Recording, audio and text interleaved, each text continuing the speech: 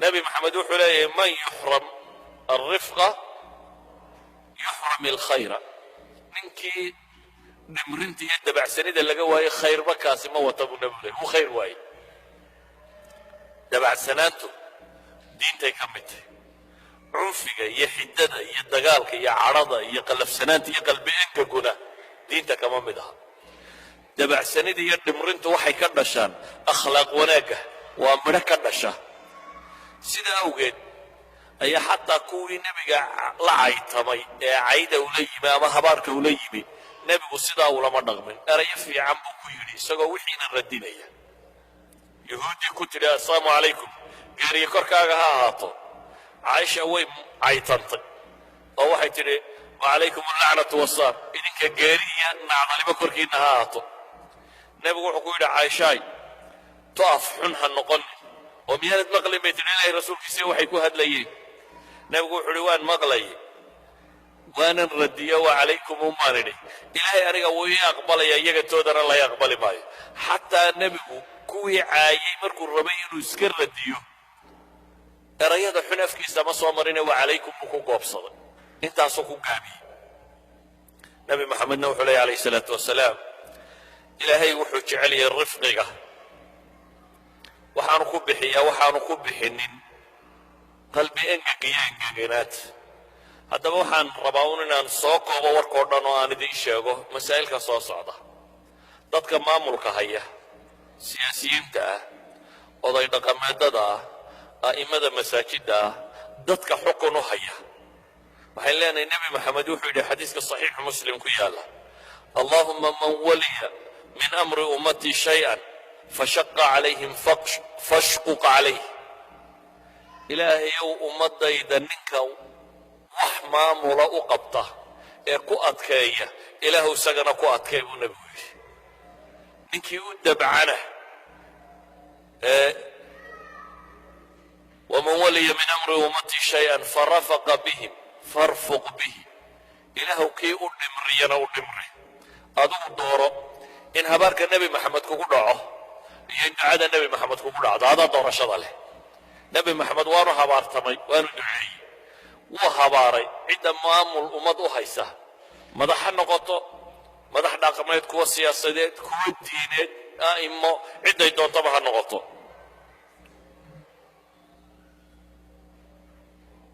waxaad ku weydo samo iyo dabacsanaanna xoog laguma helo nebigu wuxuu leeyahay rifqigu dabacsanidu shay ma lagula yimaado ilaa yazaana wuu qurxiyaa shayna dabacsanida lagama saaro ilaa yashaana wuu ceebeeyaa wuu xumeeyaa ciddii dabacsanaan la siiyey dheeftiisaa khayr laga siiyey ciddii dabacsanida weynayna khayr waa waayey buu nebigu yidhi xad buu nebigu ka gaadhay dabacsanida safar iyadoo lagu jiro ayaa nin dhallinyaroo saxaabi oo cod macaanaa oo awr hogaaminaya dumar saaran yihiin ayaa awrtuu hees ugu dhuftay nin aad u cod macaanna uu ahaa xoolaha waxaa la yaqaanaa heesaha loo qaado way bartaan marka la caraabinayo mid baa loo qaadaa marka la hogaaminayo mid baa loo qaadaa marka la waraabinayo mid baa loo qaadaa qof cod macaani hadduu gala u heeso isagoo hoggaanka u haya awrtu way dheeraysaa iyadoo dhegaysanaysa qofka kale saxaabi la yidhaahda anjasha oo aad u cod macaana ayaa hees ugu dhuftay awrtuu hogaaminayey dabeetana awrtii baa dheeraysay oo xoog u dheeraysay dumarkii dusha ka saarraabaa markaa gelgelmay awrta saarraa nabigu calayhi salaatu wasalaam wuxuu yidhi irfuq yaa anjasha wayxak bilqawaariir ruwaydaka anjasha sawqaka bilqawaariir anjashow dumarka dhowr buu nabigu leeyahy calayhi salaatu wasalaam quraaradaha jajabinin isagoo nabigu uu tilmaamaya laa taksir ilqawaariir yani nebi maxamed wuxuu gaadhay xad naxariistiisu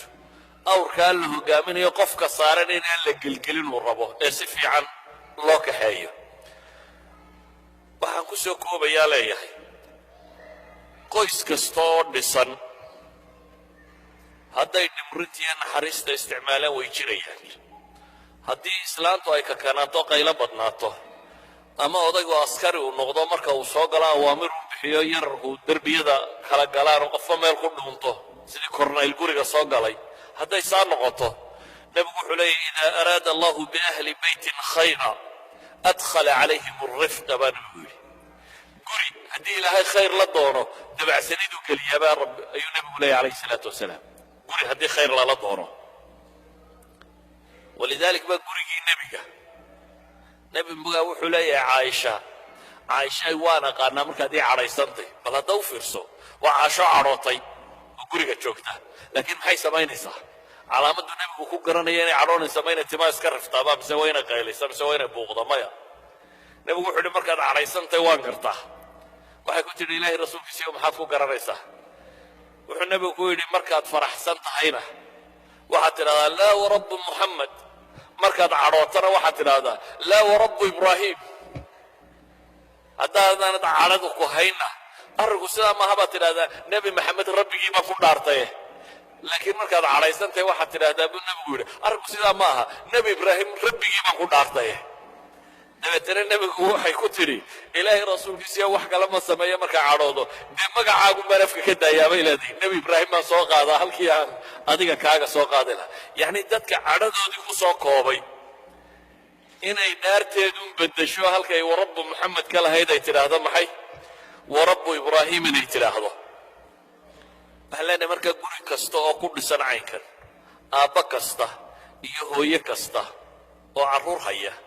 macallin kasta iyo macallimad kastoo wax dhigta waxaan leenahay qofka aad rabto inaad rabbayso qalbigiisa fur intaanu caqliga furin haddaad tidhahdaa awaamir iyo xoog tuko qasab saan yeel inta uu yaryay deyla waa la tumayaa iyo uu iska aqbali laakiin maalintuu dhowr iyo toban jir gaadho inaga daa qaylada buu ka odhanaya maalintuu dhowr iyo toban gaadho tarbiyada xooggaahi ma socoto markaa meel ma gaadhayso laakiin haddaad qalbigiisa furto qofka kan oo ilmahan xanaan aad u muujiso waxaa laga yaabaa inaad aragto dhaqanka ilmo markuu tago kindergaadharkana faraxsan waayo islaanta kindergaadharka joogtaa subaxii markaad u geyso intay u fadhiisataa bay mucaanaqaysaa ka yar intay jilbaha dhulka u dhigto marka yare adigu aad waday ayay mucaanaqaysaa hadhow markay kugu soo daraysana waa soo mucaanaqaysaa kalan bay soo siisaa hadhowna adiguna adigoo gacanta hayoo jiidayana war hore u soo soco leh ayaad dhigtaa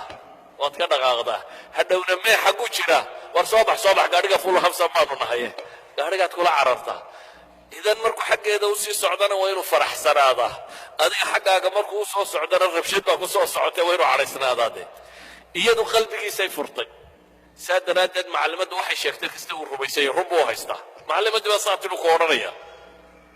waayo macallimaddu qalbigiisay furatay kadib caqligiisu waxbuu aqbalaya adiguna adigoo aan qalbiga furin baad waxaad rabtaa inaad caqliga uu kuu furmo suurtagalla maaha ilma haddaad rabta inaad rabbayso qalbigiisa fur dhunko soo dhowee eray fiican ku dheh ammaan markaasaa qalbigiisu kuu furmaya xataa hadduu qalad sameeyey qofku ma wada xuma qayb wanaagsan buu leeyahy wixii wanaagsanay uu sameeyey ku ammaan hooyo wiil fiican baad tahay saan baad samaysay kan baad samaysay waxan baad samaysay waxaasoo dhan baad samaysay aad baad u fiican tahay ammaantaa yar qalbigiisay furaysaa laakiin hooye waxaad ku dartaa inaad homeworkana ka shaqayso isagoo isu arkaya qof wax qabtay inuu yahay ayuu wuxuu isleeyahay intaan yare ka dhibanna islaanta aad ammaanteeda wada heshide inta yarna ku dar laakiin haddaad soo gasho adigoo leh maanta oo dhan shaqaad ku maqnayd ama markaad soo gashaa waad leedahay yaa ka shaqaynin homeworkiisii waa dagaal arrinkaagu fadhiistoo shaqeeya homeworka ka shaqeeya markaasay ku odhanaya aaba tv-gaanu yara dhegaysanaynayo war kac tv leyne orad ka shaqee in yar markuu gaadho uu kaa tegi ina waxay leenahay rifqigaynu sheegaynaa nabi maxamed wuxuu leeyahay dabacsani wax laguma daro ilaa iyo way qurxisaa qalqallafsanaan wax laguma daro ilaa iyo way fool xumaysaa sidaa awgeed ninkii ku yidhi 10 carruuraa dhalo weligay mid ma dhunkanin nabi maxamed wuxuu ku yidhi haddii qalbigaaga ilaahay naxariista ka siibay maxaan anigu kuu samaynaya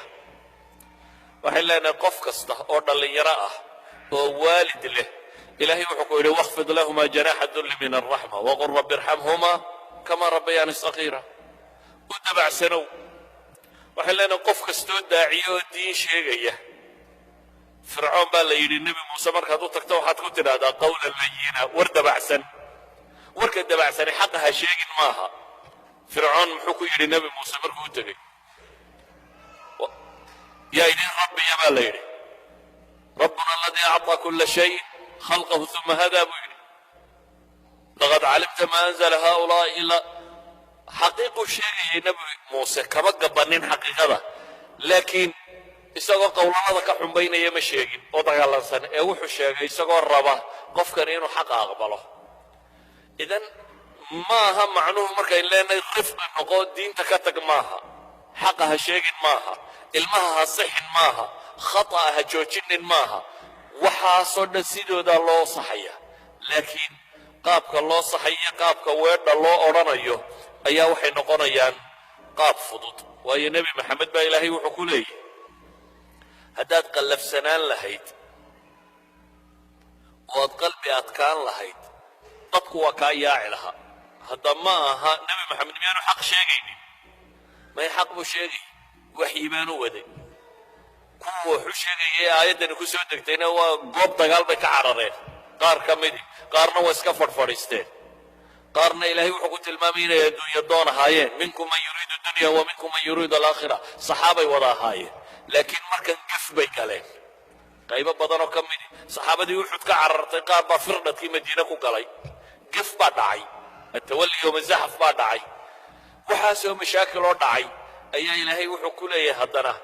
naxariista xagga alle ka timi ee qalbigaaga gashay baad ugu dabacsanaatay dadka ee haddaad adadkaan lahayd dadku wuu kaa tegi lahaa kuwaas baa ilaahay wuxuu ku leeyahay facfu canhum wastakfir lahum washaawirhum fi lamr kuwaa dembigooda dhaaf oo ilaahay dembi dhaaf u weydii arrinta iyo taladana wax ka sii baa ilaahay leeyahy maalin bay gafeenoo dib loola hadli maayo nimankaasaa iska tagaan ma jirto maalin way gafeen laakiin waa laga toobadkeenaa gafka saa awgeed warka aan rabaa wuxuu yahay marka xaqa waynu sheegaynaa ilaahay kitaabkiisana la qarin maayo sunnada nebigana waa la sheegayaa madaxdaa loo sheegayaa maamulladaa loo sheegayaa a'immadaa loo sheegayaa caamadaa loo sheegayaa cid walbaa loo sheegayaa laakiin usluub buu xaqu u baahan yahe dhimurin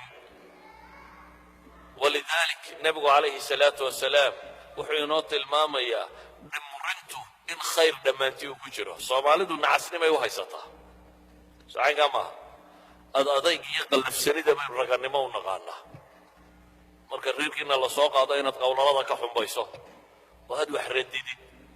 marka meel la isugu yimaado inaad hadalka dadka ku gubtid xataa haddaad rabto inaad wax sheegto hadal wada mudmudisa aad uga dan leeday kaasi hadalkii uu yidhina jawaabta ka yara bixiyo ku mud kana ku mud dee haddaad warma qaybinayso dad wadi kari maysa asalku wuxuu yahay xaqa inaad sheegto laakiin usluub latiifan oo fiican inaad u sheegto dadka aad tarbiyaynayso ha weynaadaan ha yaraadaan dadka aad koobcinaysa rabaynayso inaad isku daydo inaad quluubtooda haratid markaasaad caqligooda helaysaa qofkii aanad qalbigiisa helin ee cawaatiftiisa aanay gacantaada soo geli karin cuquushooduna gacantaada ma soo gelayso siiba marka la joogo qadaaya tarbiya siiba marka la joogo carruurta iyo barbaarinteeda waa inaynu rafqinimo kula dhaqannaa rafqi inaynu kula dhaqannaana macnaheedu ma aha inaynu xadhigga u sii dayno waxay doonaan ay sameeyaan waa saxaynaa laakiin waxaynu saxaynaa iyadoo aynu qalbigooda hanannay iyadoo aynu kalgacal u muujinnay iyadoo aynu u muujinnay inaynu danaynayno qofka kale sidaa awgeed waktigaas ka kooban oo waktigii laysiiyey waxaan filayaa 2-3 daqiiqa ka hadhay waxaan idiin sheegayna waa nakhtiin waa axaadiistii iyo aayaadkii culammadu idinku akhriday wax cusub idinma sheegin laakiin midha aan rabo un inaan idiin sheegaa waxa weeyaan cuquushu ma furanto haddii aanay qalbiyadu furmin